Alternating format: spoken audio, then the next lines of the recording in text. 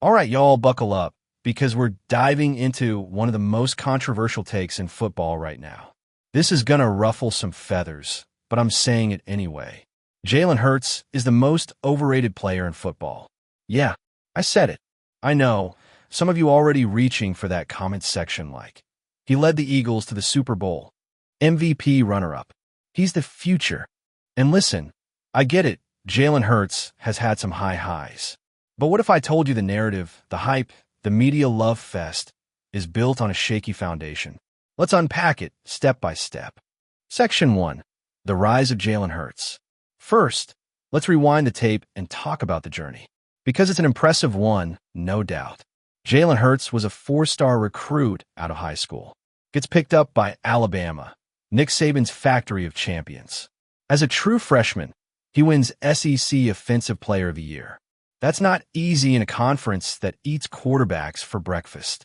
But, and here's the twist, just 1 year later, he's benched for Tua Tagovailoa in the national title game. Think about that. The biggest stage, and your coach decides he'd rather roll with someone else. That says something, doesn't it? And to Hurts' credit, no whining, no ego trip. He transfers to Oklahoma, balls out under Lincoln Riley, puts up Heisman numbers, and still falls to the second round of the NFL draft. That should have told us something too. Would you have picked Hurts in the first round back in 2020? Be honest. Drop it in the comments. Section 2. Enter the NFL and the Eagles gamble. Now here's where the narrative really gets murky. The Eagles already had Carson Wentz. Sure, Wentz had injury problems, but they paid him $128 million in 2019. And what did they do the very next year? Draft Jalen Hurts. Second round. 53rd overall. Why? Was it insurance? A gadget player? Or were the Eagles secretly trying to move on from Wentz all along? Either way, it caused chaos. The locker room got divided. Wentz's confidence plummeted. Philly was burning up talk radio with conspiracy theories. And somehow, Hurts walks into the middle of all this like he's the chosen one. Let's not forget, his rookie numbers were mid. Like painfully mid. He went 1-3 as a starter with a 52% completion rate. People were saying, maybe he's just another running QB with a short shelf life. But then 2022 happens. Section 3. The Super Bowl season and the system.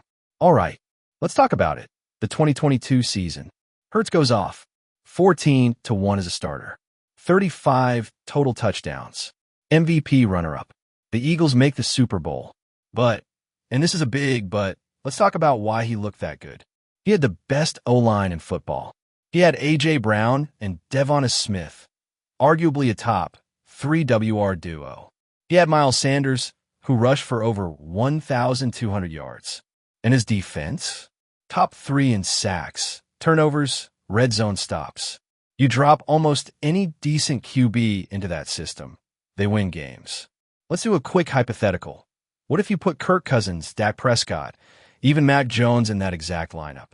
Would they fall off a cliff? Or would they also win 13-14 games? That's the question nobody wants to ask. Do you think Hurts would be elite if he was on the Texans or the Bears instead of Philly? Drop your team in the comments. Section 4. 2023. Cracks in the foundation. Now fast forward to 2023.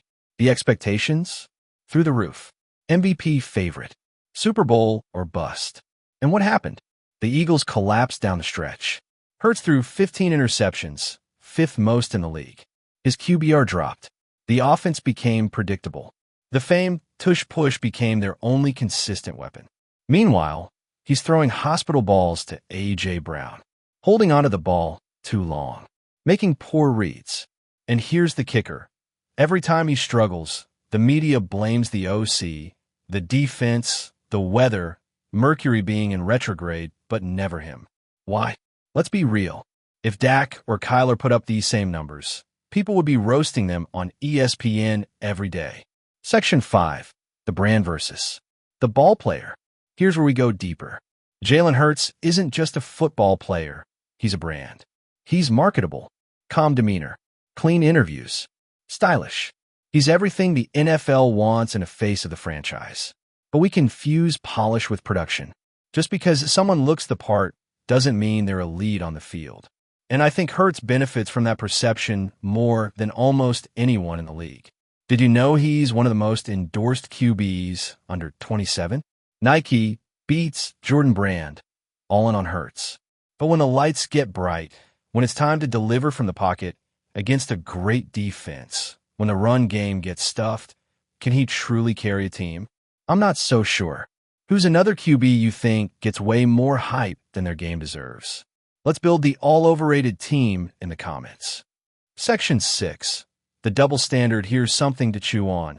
Why does Jalen Hurts get so much leeway? Justin Fields throws a pick and Twitter explodes. Tua underthrows one pass. He's fragile. Lamar misses a read. He's not a real QB. But Hurts? Oh, he's just adjusting to the new coordinator. Oh, the defense didn't help him. Oh, they dropped the ball. Come on. When you're getting paid elite QB money, expectations go up. And right now, Hurts isn't playing like a $255 million quarterback. He's playing like a system-dependent, dual-threat QB who can win, but only when everything around him is elite. Final verdict and fan challenge. So here's the deal. Is Jalen Hurts bad? No. Is he talented? Absolutely. Has he proven he's a winner? To a degree, yeah. But is he an elite, top 5 carrier team on your back quarterback? I just don't see it. Not consistently. And yet the media treats him like he's the next Mahomes. So I'll say it again. Jalen Hurts is the most overrated player in football right now. But hey, maybe he proves me wrong. Maybe he shuts me up this year. That's the beauty of the game. What do you think? Is Jalen Hurts actually elite? Or is the hype just too loud? Sound off in the comments. Argue with each other respectfully. And don't forget to like and subscribe if you want more real talk about your favorite or most overrated players. And as always, I'll see you in the next one.